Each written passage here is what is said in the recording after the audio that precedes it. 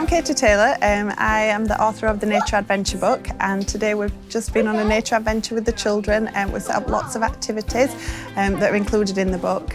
So we've been making pinecone animals, we've had some mud kitchen fun, we've been guessing smells from nature, so doing lots of sort of hands-on nature activities today.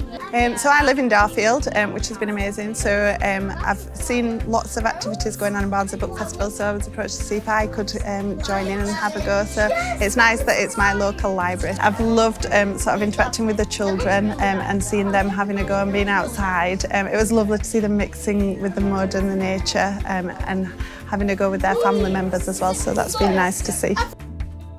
We visit the library all the time, so we always look to see what events they've got going on.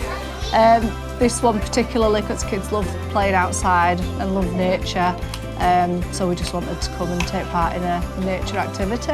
Yesterday we went to the magic show at Barnsley Library. That was really good, and we booked onto another arts and craft one on Thursday at Royston Library as well, so we've booked on quite a few throughout the week.